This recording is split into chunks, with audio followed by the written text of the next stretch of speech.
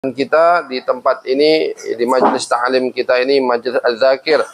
Mudah-mudahan amal ibadah kita ini semuanya diterima oleh Allah Subhanahu wa taala.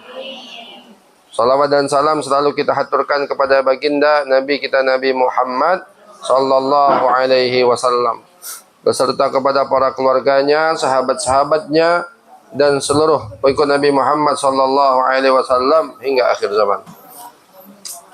Hadirin jamaah sekalian, kita melanjutkan pembahasan kitab Nasaihul Ibad, ya, karangan Asy-Syaikh Nawawi Al-Bantani rahimahullahu taala, wa adaman naf'a bihi wa barakati ulumihi fid dharaini, sampai di nomor 27, 4 pemberian bagi orang yang berbuat dosa. Maaf. Oh, 4 hujjah Allah, salah. 4 hujjah Allah Subhanahu wa ta'ala. Nomor 26 ya, halaman 127.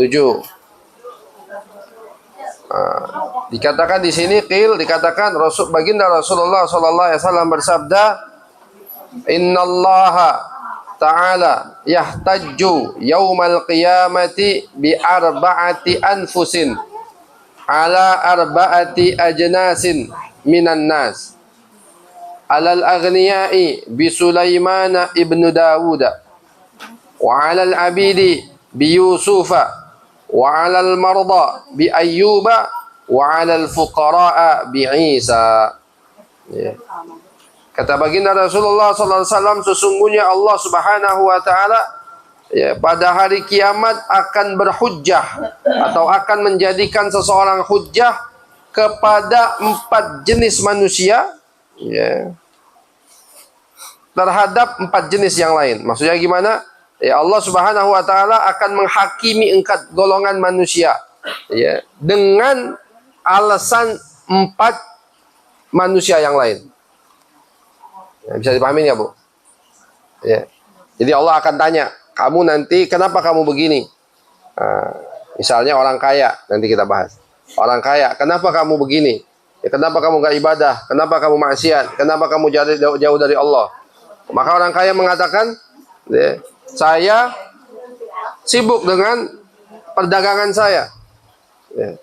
Maka kata Allah, bagaimana dengan Nabi Sulaiman alaihissalam? Nah, gitu kurang lebih ya. Nabi Sulaiman jauh lebih kaya daripada kamu, tapi Nabi Sulaiman lebih taat, ya, kepada Allah Subhanahu wa taala. Nah, maka di sini, ya, alal aghniyai bi Sulaiman ibnu Daud. Ya, Allah akan berhujjah kepada orang-orang yang kaya, aghniya, orang-orang kaya, dengan Sulaiman ibnu Daud. Ya, kalau ada orang kaya, dia berkata, ya, saya sibuk bisnis. Sibuk apa lagi, Pak Haji? Sibuk dagang, sibuk proyek, sibuk nyari fulus. Kata orang Arab, ya, apa, kullu syai'in idzal fulus. Kalau segala sesuatu kalau pakai uang lancar semuanya. Idza ma fi fulus mamfus. Ya, ini untuk orang mereka yang mengatakan, kalau kita enggak mau ada duit, enggak ada duit, kita tetap bahagia. Ya. Orang kaya dia sibuk dengan urusan macam-macam, ya, dengan urusan bisnisnya, dengan urusan perdagangannya, dengan urusan pekerjaannya, adanya ma'askah. Maka mereka sampai meninggalkan ibadah, mereka meninggalkan salat, mereka meninggalkan taat kepada Allah. Maka nanti di yaumil qiyamah ketika mereka beralasan seperti itu, kata Allah, ya, bagaimana dengan Nabi Sulaiman alaihissalam? Super kaya. Ya, orang yang sangat kaya raya, ya, penguasa seluruh dunia. Ya, Nabi Sulaiman itu penguasa seluruh dunia, Bu. Di dunia ini cuman ada 4 orang raja yang pernah berkuasa. Pak Prabowo cuman presiden Indonesia. Itu pun cuma 5 tahun. Ya enggak, sudah 5 tahun kayak Jokowi, 10 tahun diicar-icar. Jangan dipotong tadi.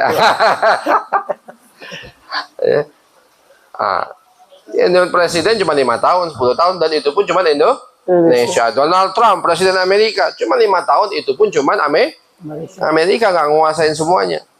Ini ada 4 raja, kata Rasulullah, yang menguasai seluruh dunia, pernah berkuasa seluruh dunia. Jadi seluruh dunia tunduk sama dia. Ya. Siapa aja? 4 raja ini. Ada 2 muslim, ada dua kafir. Yang muslim satu Nabi Sulaiman alaihissalam. Ya, Nabi Sulaiman ini berkuasa seluruh dunia. Yo. Bukan hanya manusia yang dia kuasain, sampai jin, semut, burung. Wah, semua tunduk kepada siapa? Nabi Sulaiman alaihissalam. Hewan-hewan, jin, manusia semua tunduk. Wah, belum pernah ada manusia yang berkuasa sebagaimana kuasanya Nabi Sulaiman alaihissalam. Nah, itu yang pertama. Yang kedua, dari kalangan kaum muslimin yang pernah berkuasa namanya Dzulqarnain. Dzulqarnain. Dzulqarnain ini bukan nama asli. Dzulqarnain ini julukan. Ya, Dzulqarnain ini artinya yang mempunyai dua tanduk.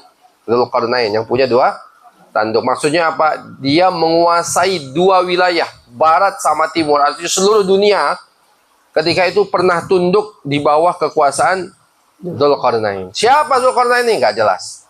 Ya, Al-Quran nggak kasih tahu. Ya, cuman ada yang mengatakan katanya raja siapa gitu, raja Romawi, ada yang mengatakan, tapi itu cuma nerka-nerka aja. Ya, belum ada namanya. Ada. Namanya siapa orangnya nggak jelas siapa itu. Allah hanya kasih tahu dia adalah Dzulqarnain yang berkuasa ujung timur barat sampai seujung barat sampai ujung timur yang diceritakan dalam surat apa? Surat apa kisah Dzulqarnain? Dalam Al-Quran tahu nggak? Sabar. Hah? Waduh, masa nggak tahu? Malam Jumat sering baca surat Al-Kahfi.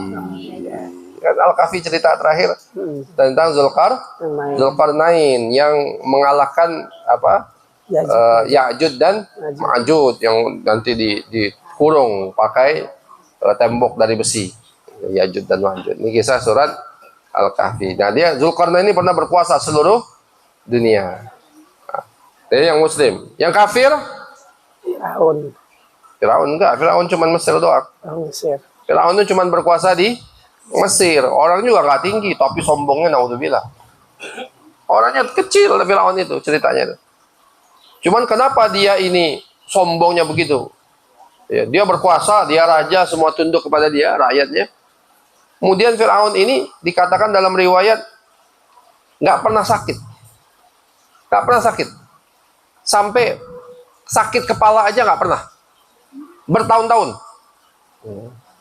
Kalau kita kan banyak sakitnya nih, ya dikit-dikit samurat, apalagi, dikit-dikit kolesterol. Firaun tuh umurnya 200 tahun nggak pernah sakit, maka dia sombong. Dia merasa, andaikan kata para ulama, andaikan dia pernah sakit kepala aja sedikit, nggak jadi mungkin dia ngaku Tuhan. Tapi karena dia nggak pernah sakit, dia ngaku ana rabbukumul a'la. Tapi Firaun nggak pernah menguasai seluruh dunia.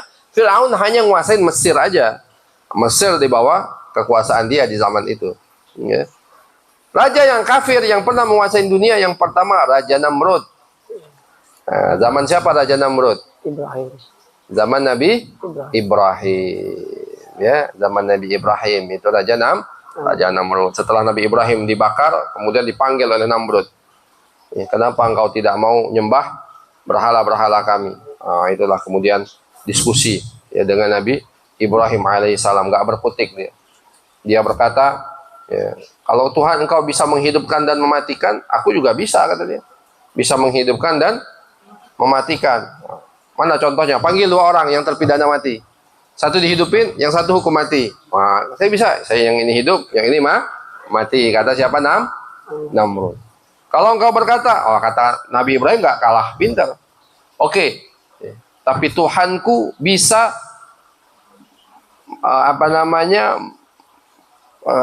nginiin matahari, menerbitkan matahari dari timur dan menenggelamkan dari barat. Coba engkau balik, bisa nggak? Kata dia, wah, nggak bisa dia.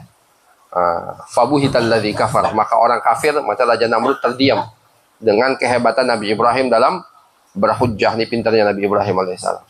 Raja Namrud, nah ini Raja Namrud, dia berkuasa seluruh dunia, pernah berkuasa seluruh dunia. Sombong, naudzubillah juga. Dia menganggap diri dia juga Tuhan Raja Namrud. Akhirnya Allah musnahkan Namrud, Allah matikan Namrud dengan apa? Dikatakan dalam riwayat, dengan seekor lalat. Raja Namrud itu mati karena seekor lalat. Lalat masuk telinga dia, nggak bisa keluar, muter-muter dalam kepala dia. Atau lalat atau nyamuk, saya lupa. Ya, lalat atau nyamuk, saya lupa antara dua itu. Ya, masuk dalam telinga, muter-muter. Akhirnya pusing dia kalau muter-muter, dipukul kepala ke tembok, bok, sampai mati. Masya Allah. Jadi raja yang sebegitu hebatnya, sebegitu besarnya, Allah hancurkan, Allah selesaikan, Allah musnahkan dengan apa? Dengan seekor hawan yang sangat kecil. Ya, lalat atau nyamuk, saya lupa, di antara dua itulah. Ya, seekor lalat atau seekornya nyamuk. Nah, ada seorang lagi raja kafir juga. Saya lupa namanya, raja Persia. Nah, ini juga kafir. Artinya Nabi Sulaiman ini kurang kaya apa? Pernah menguasai seluruh dunia. Ya. Seluruh dunia, bukan hanya manusia yang tunduk, jin tunduk sama Nabi Sulaiman. Ya. Jin-jin tunduk kepada Nabi Sulaiman. Ya. Bisa memindahkan singgasana Ratu Balqis. Ya. Dari mana hal jamaah sekalian? Ratu Balqis itu di mana? Sabah di mana sekarang? Kampung Rawa. Waduh. Di mana itu? Tahu di mana itu? Sabah itu di Yaman.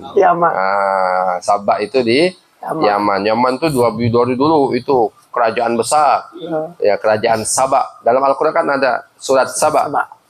Surat Sabah itu Raja Sabah. Ya, orang sangat makmur. Nah, itu di mana? Di Yaman. Di Yaman tempatnya. Nabi Sulaiman di mana? Nabi Sulaiman di mana? Palestina. Nabi Sulaiman di Palestina itu yang bangun Masjidil Aqsa, Nabi Sulaiman. Enggak pertama kali. Yang merenovasi Masjidil Aqsa yaitu Nabi Sulaiman alaihi salam. Ya, ada jamaah sekalian. Nah, maka Nabi Sulaiman di Palestina, siapa namanya? Ratu Balqis di Sabah, di Yaman. Ya. Bisa dia memindahkan, ada seseorang. Alladzi dalam Al-Quran dikatakan orang yang memiliki ilmu. Memindahkan singgasana Ratu Balqis sebelum mata Nabi Sulaiman berkedip. Waduh. Ya, sebelum apa? Mata Nabi Sulaiman berkedip. Belum begini, sudah ada singgasana Ratu Balqis. Orang hebatnya apa Nabi Sulaiman alaihi salam. Jadi kalau ada orang kaya, orang hebat, pejabat, ya, dia nggak mau taat sama Allah, nanti di akhirat ditanya Allah, ente ngapain selama di dunia nggak mau ibadah? Kalau dia bilang saya sibuk dengan pekerjaan saya sibuk dengan macam-macam, bagaimana dengan Nabi Sulaiman alaihissalam? Nabi Sulaiman lebih hebat dari ente. Nabi Sulaiman lebih kekuasaannya lebih banyak, lebih kaya, tapi dia seorang hamba Allah yang bertakwa kepada Allah Subhanahu wa taala. Nah, bahkan dalam satu hadis, Bu, ya, ketika bercerita tentang sholat, ya, kata Rasulullah SAW, orang yang tidak mau sholat di dunia, dia nggak sholat di dunia, nanti di yaumil akhir akan dikumpulkan bersama dengan Fir'aun, Haman, Qarun, dan Ubay bin Ka'ab. Ya, kata Nabi Muhammad, orang yang nggak mau sholat, disuruh sholat, nggak mau sholat, sampai akhir hayat nggak mau sholat, nanti di yaumil qiyamah dikumpulkan oleh Allah di neraka dengan Fir'aun, Haman, Qarun, dan Ubay bin Ka'ab. Fir'aun tahu Fir'aun ya? Fir'aun tahu kan? Kalau Haman tahu nggak Haman siapa? Haman itu perdana menterinya Fir'aun. Perdana menterinya Fir'aun itu Haman, yang ini apa namanya, penjilatnya Fir'aun. Penjilatnya Fir'aun ini namanya Haman. Ya. Ada Qarun. Qarun tahu ya Qarun? Qarun yang punya harta yang sangat banyak. Ya, saking banyaknya zaman Nabi Musa alaihissalam, saking banyaknya ya, hartanya Qarun itu, ya gudangnya aja mesti diangkat oleh 10 orang kunci pintunya. Berangkasnya itu nggak bisa diangkat satu orang, minimal 10 orang yang angkat. Ini bukan orang zaman kita nih, orang zaman Nabi Musa. Gede-gede, tinggi-tinggi. Gimana kayanya? Nah, dihancurkan Allah dengan apa?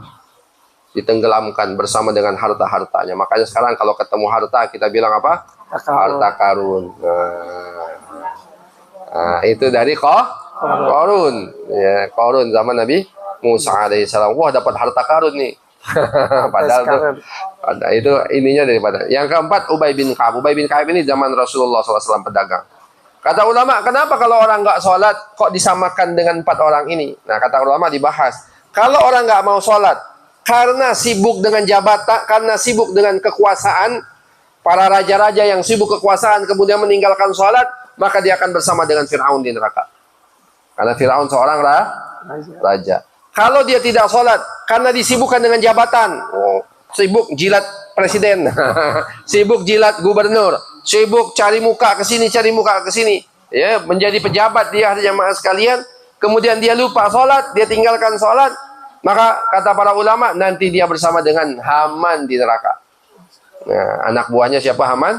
Firaun. Anak buahnya Fir'aun. Kalau di dunia dia tidak sholat dikarenakan sibuk dengan harta, sibuk dengan hartanya, ngurusin dagang dia di sini, ngurusin ini macam-macam, ya, kemudian meninggalkan sholat, kata para ulama, maka dia akan bersama dengan Qarun. Siapa tadi? Kayak sama Qarun. Kalau di dunia dia tidak sholat, disibukkan karena perdagangan, karena dagang, sibuk dagang sini, buka toko, buka gudang, atau yang lainnya, ada jemaah sekalian, ya, maka dia akan di neraka bersama dengan Ubay bin Ka'ab, seorang pedagang ulung di zaman Rasulullah Sallallahu Alaihi Wasallam. Artinya nanti orang-orang ini yang tidak sholat, yang tidak ibadah kepada Allah, yang jauh dari Allah, ketika ditanya oleh Allah, kenapa kalian meninggalkan Allah, ya, maka kalau mereka menjawab karena sibuk dengan harta benda kami, maka kata Allah, bagaimana dengan Nabi Sulaiman ibnu Daud alaihissalam? Hartanya lebih banyak, kekayaannya lebih besar, tapi dia seorang hamba Allah yang bertakwa. Apabila, ya, yang kedua, Allah akan berhujjah dengan para hamba sahaya dengan Nabi Yusuf. Maksudnya apa? Ada hamba sahaya. Zaman sekarang nggak ada hamba sahaya lagi. Ya, nggak ada hamba sahaya abid. Hamba sahaya. Jadi zaman Nabi dulu, zaman-zaman dulu masih ada hamba sahaya. Jadi hamba sahaya ini bisa diperjualbelikan. Ada orang salah paham, dibilang pembantu hamba. Bukan. Pembantu ini pekerja biasa. Ya, kalau hamba ini memang bisa diperjualbelikan. Bisa dijual beli. Dia hamba sahaya, saya beli. Nah, saya beli berapa? Maka dia menjadi punya saya. Nanti saya suruh untuk kerja, bantu saya. Ada yang suruh kerja, bantu ini.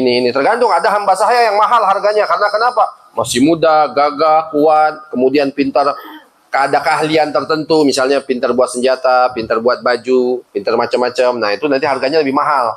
Jadi, tapi sekarang sudah nggak ada lagi. Ya, sekarang sudah tidak ada lagi. Nah, terkadang hamba sahaya ini sibuk. Sibuk dengan apa? Sibuk dengan perintah tuannya.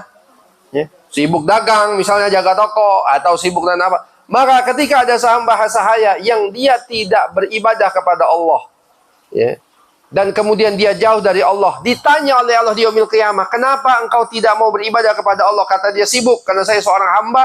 Maka kata Allah, bagaimana dengan Yusuf alaihissalam? Nabi Yusuf pernah jadi hamba, Bu, ya. Tahu kisahnya Nabi Yusuf alaihissalam? Tahu, ya? Dia anak siapa Nabi Yusuf? Yakub. Anak Nabi? Ya. Oh, nama anak Nabi Ayub. Nama anak Nabi Yakub. Yusuf. Jangan kebalik ini. Yakub, ya, Nabi Ibrahim punya anak Ishak. Ya, dan Ismail. Yakub. Ada anak yang lain, tapi yang jadi nabi dua, Ishak dan Ismail. Ishak punya anak Yakub yang jadi nabi. Ya, Yakub punya anak 12, salah satunya adalah Yusuf. Yusuf alaihissalam. Ini Yusuf ibnu Yakub. Nabi Yusuf awalnya merdeka, bukan budak, tapi kemudian oleh kakak-kakaknya pengen dibunuh, ya, bilang kepada abahnya, Nabi Yakub, kita pengen bersendau gurau, ya, Yusuf mau kita ajak main-main di hutan. Ayahnya Nabi Yakub udah kasih tahu, jangan, nanti kalian lengah, dia dimakan oleh serigala. Ya, enggak, kami janji, kami akan pegang dia. Akhirnya dikasih. Ternyata mereka berbuat makar. Nabi Yusuf pengen dibunuh awalnya, tapi ada satu orang saudaranya bilang jangan, ya, jangan dibunuh, udah kita lempar aja ke dalam sumur. Dilempar Nabi Yusuf dalam sumur, hadanya mas sekalian, bajunya dilepas, disobek-sobek, dikasih darah bohongan. Dibilang ini adalah Nabi Yusuf ini dimakan serigala, padahal tidak dimakan, tapi dilempar ke dalam sumur. Ketika dilempar dalam sumur, diambil oleh Fadla dalwah, ya, ada orang musafir yang melemparkan ember ke sumur tersebut. Pas ditarik, ada seorang anak kecil yang tampan rupawan. Siapa? Nabi Yusuf. Saking gantengnya Nabi Yusuf, ya, emak-emak kalau Nabi Yusuf lewat megang pisau nggak berasa motong jarinya. Wah. Ada Yusuf. Mana bukan Yusuf sini. Hai Nabi Yusuf. Walaupun tampangnya enggak, minimal hatinya, ya enggak?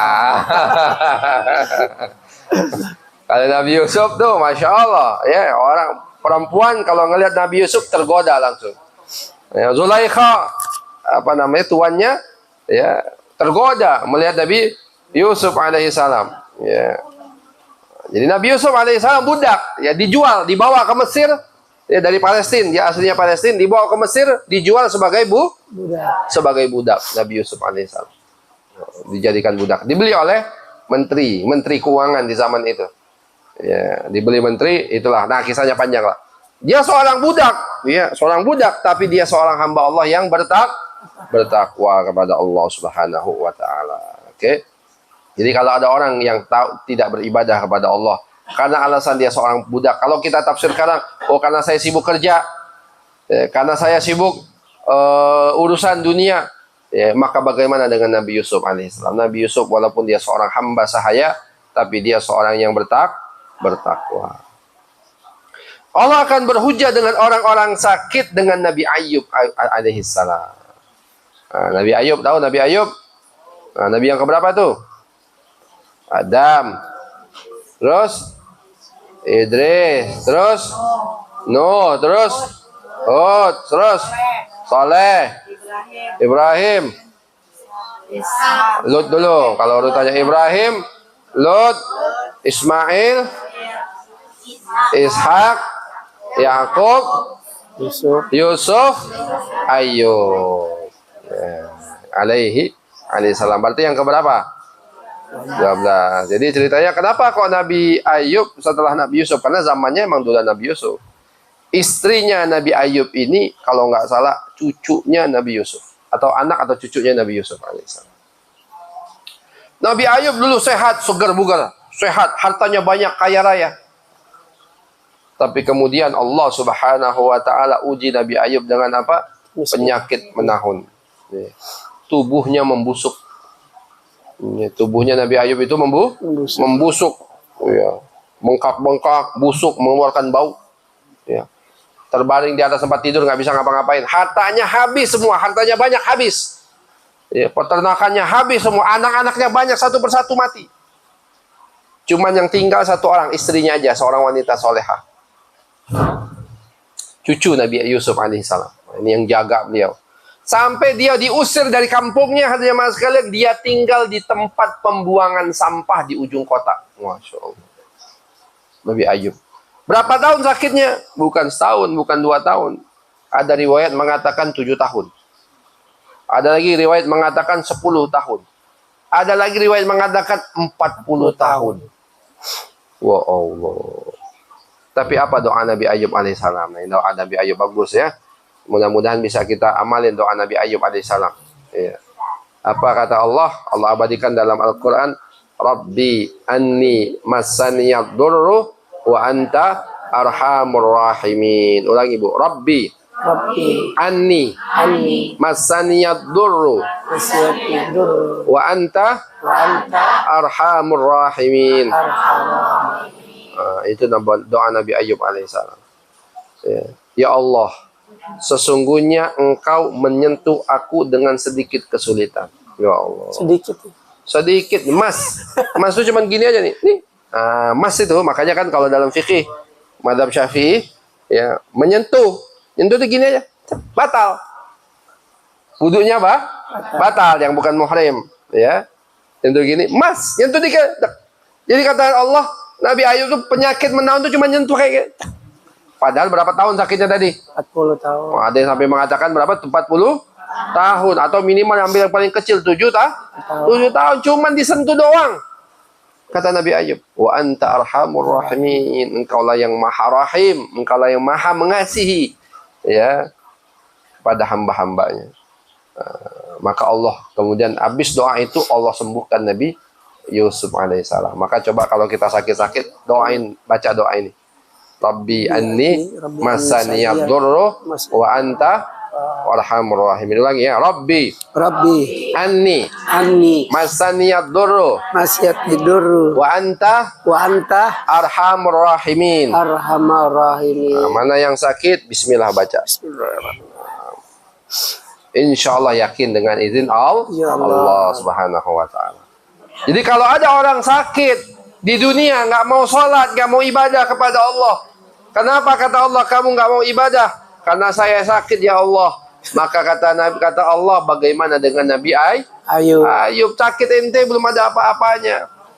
Sakit Nabi Ayub lebih parah. Ya, bertahun tubuhnya hancur, bengkak, bau. Tahunan nggak bisa berdiri, terbaring di atas tempat tidur aja. Tapi dia seorang hamba Allah yang bersabar. Ya, maka kita contoh Nabi Ayub alaihi salam. Ya. Yang keempat, Allah akan berhujjah kepada orang-orang fakir dengan Nabi Isa alaihi salam. Jadi kalau ada orang miskin, nggak mau sholat, nggak mau ibadah, sudah miskin di dunia, susah lagi di akhirat kan? Di dunia sudah susah, di akhirat makin susah. Karena kenapa? Kamu ibadah kepada Allah. Kalau dia miskin, dia susah. Ya ditanya oleh Allah, kenapa engkau tidak mau ibadah? Kenapa engkau tidak mau taat kepada Allah? Dia berkata, saya miskin ya Allah. Saya sibuk cari duit, miskin. Kata Allah, bagaimana dengan Nabi Isa alaihissalam? Nabi Isa miskin. Ya, Nabi Isa miskin. Tapi Nabi Isa orang yang bertakwa kepada Allah Subhanahu wa ta'ala. Jadi nabi-nabi ada yang kaya, ada yang miskin. Nabi ada yang raja, ada yang hamba. Banyak nabi-nabi. Tapi semua itu mereka bertakwa kepada Allah. Maka kita juga begitu, Bu. Siapapun ini kita harus bertakwa. Mau orang kaya, dia harus bertakwa. Mau orang miskin, dia harus bertakwa. Mau orang pejabat. Nabi yang pejabat ada nggak? Banyak. Tadi Nabi Sulaiman pejabat, kan raja. Nabi Daud raja. Ya. Nabi apa lagi yang raja? Nabi Daud, Nabi Sulaiman raja. Nabi Yusuf menteri nantinya. Nabi Yusuf itu jadi nantinya menjadi menteri keuangan lagi. Bendahara negara. Khazainul ard dalam Al-Quran. Menteri keuangan. Nabi Yusuf alaihi salam. Ya. Peternak. Nabi Ibrahim peternak. Nabi Musa peternak. Nabi Yakub peternak. Ini semua peternak. Petani. Ada nggak petani? Ada nggak Nabi petani? Nggak tahu saya petani siapa. Nggak pernah dengar. Ya. Pembuat sepatu, pengrajin, buat baju, pembuat sepatu ada. Nabi siapa? Nabi Idris. Nabi Idris itu kerjaannya buat sepatu, buat baju. Orang pertama kali buat baju itu Nabi Idris. Orang pertama kali buat sepatu Nabi Idris alaihissalam. Orang yang pertama kali buat pulpen Nabi Idris. Jadi para nabi itu macam-macam, tapi mereka orang yang bertakwa kepada Allah Subhanahu wa taala. Baik, hadis selanjutnya. Sa'ad bin Hilal rahimahullah pernah berkata, "Innal 'abda idza aznaba manna Allah ta'ala alaihi bi arba'i khisalin la yahjubu anhu rizqa wa la yahjubu anhu sihha wa la yuzhiru alaihi dhanba wa la yu'aqibuhu 'ajila." Apabila seorang hamba berbuat dosa, Allah akan tetap memberinya 4 pemberian. Ini kasih sayang Allah kepada kita nih. Walaupun kita buat dosa, Allah masih tetap berikan kita. Apa itu? Pertama, dia tidak terhalang untuk mendapatkan rezeki. Walaupun buat dosa banyak, tapi rezeki masih dikasih oleh Allah. Mata, banyak tak dosa mata? Banyak. Tapi alhamdulillah masih bisa ngelihat, Bu? Masih. Ini khusus untuk umat Nabi Muhammad SAW. Umat-umat terdahulu kalau buat dosa langsung cash Allah kasih. Allah kasih langsung Allah kasih adab saat itu juga. Bangsa Bani Israel itu begitu, buat dosa cash langsung. Pernah Bani Israel suatu saat tersebar perzinahan. Tersebar apa? Perzinahan. Karena ada apaan? Ya, suatu saat mereka pengen masuk satu negeri di zaman Nabi Musa. Ya, mereka nggak bisa masuk. Ya. mau masuk satu negeri, ada kampung tersebut, negeri tersebut, katakan kepada Bani Israel, gimana caranya untuk menghancurkan negeri ini. Maka diutus wanita-wanita cantik untuk merayu Bani Israel. Ternyata banyak yang terayu, berzina mereka dengan wanita cantik tersebut. Akhirnya apa? Allah kirimkan kepada mereka wabah, ya, kayak corona, tapi lebih parah lagi. Ya, wabah, banyak yang mati karena wabah tersebut. Jadi buat dosa Bani Israel langsung cash adab dari Allah Subhanahu wa taala. Tapi umat Nabi Muhammad enggak. Ya, ini keutamaan siapa? Umat Rasulullah Sallallahu Alaihi Wasallam. Umurnya paling pendek. Umurnya paling pendek. Ya, baina sittin wa sab'in kata Rasulullah. 63. Tapi masuk surganya yang paling duluan. Wah, ya Allah. Umat lain belum masuk surga, umat Nabi Muhammad masuk surga terlebih dahulu. Masya Allah. Enak nggak jadi umat Nabi Muhammad? Karena kenapa? Karena kemuliaan Rasulullah Sallallahu Alaihi Wasallam. Nah, maka mari kita banyak bersalawat kepada Rasulullah. Ya, Allahumma salli wa sallim wa barik alaih. Nah, jadi kata Sa'ad bin Hilal, dia berkata, sesungguhnya hamba idza aznaba, kalau dia berbuat dosa, manallahu ta'ala alaihi, Allah akan tetap memberinya apa? Pertama, la yahjubu anhu rizqa, dia tidak terhalang untuk mendapatkan rezeki. Jadi tetap dapat rezeki terus dari Allah walaupun dia bermaksiat. Wala yahjubu anhu siha, dia tidak terhalang untuk mendapatkan kesehatan badan. Jadi walaupun dia maksiat tapi badannya tetap sehat. Berapa banyak orang yang maksiat terus tapi badannya gagah aja? Banyak nggak, Bu? Banyak. Banyak. Orang-orang apa namanya bule itu, ya, maksiat kepada Allah, kafir kepada Allah, badannya sehat-sehat, gagah-gagah. Ya, pemain bolanya hebat-hebat kan? Nah, pemain kita sekali gini jatuh, badannya kuat-kuat. Ya.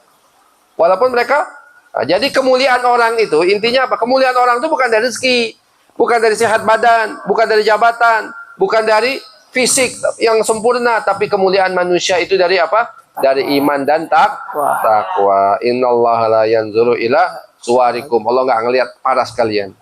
Wala ila jasamikum, enggak ngelihat fisik kalian.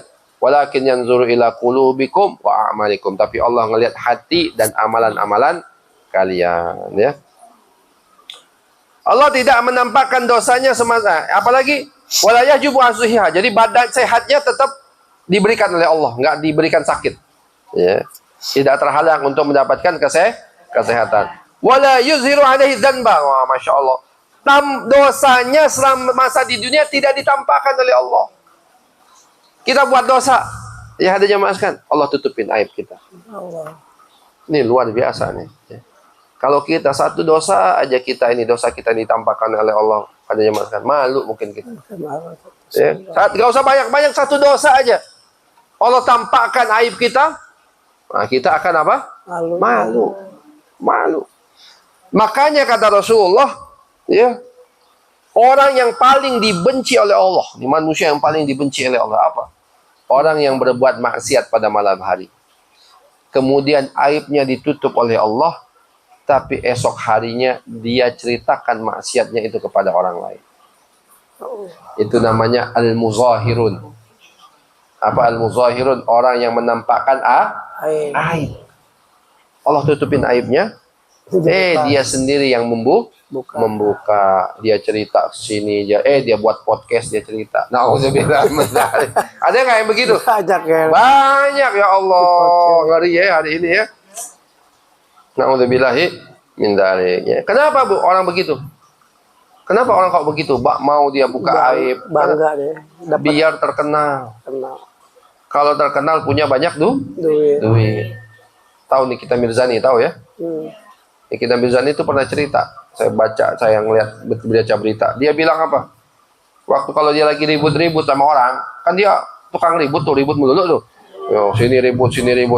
Saya lagi pernah baca berita. Pengakuan dia sendiri. Kalau lagi ribut-ribut sama orang, dia bisa dapat duit dalam seminggu 2 miliar. Dalam seminggu doang. Dapat berapa?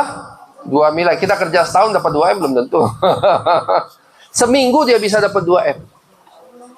Orang dari endorse, dari ini macam-macam ya, panggil sini. Ya memang orang kita begitulah. Ya orang kita begitu, demen yang apa yang heboh-heboh, yang viral-viral gitu kan. Aib-aib orang, kayak sekarang nih. Nggak usah deh, kemana-mana deh. Nih, banyak begitu. Maka ya apa namanya, kita kalau berbuat dosa tutupin. Ya kita tahu kita mungkin masih berbuat dosa. Kita masih ada yang mungkin aib yang kita lakukan. Ya. Maka tutupin. Jangan sampai orang tahu. Begitu juga kalau kita ngelihat orang berbuat dosa.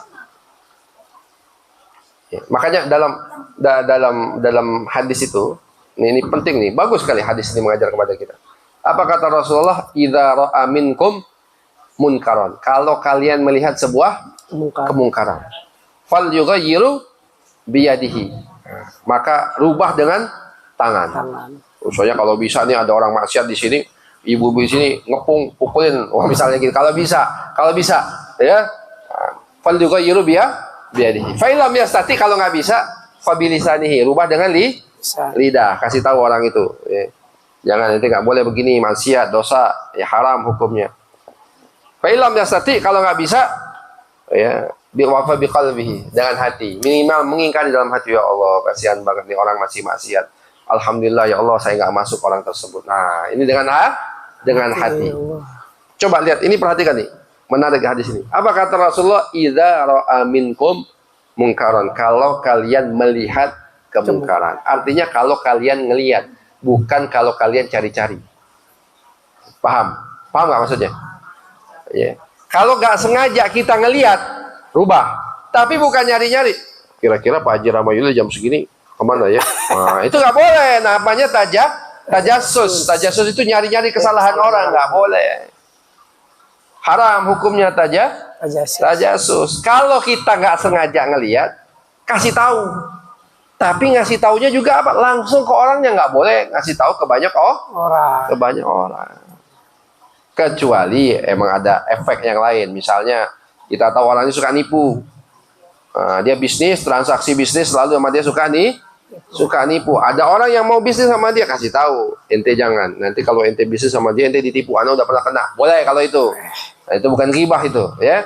Itu bukan ghibah. Boleh. Karena kenapa? Nanti takut orang lain jatuh kena sebagaimana kita kena.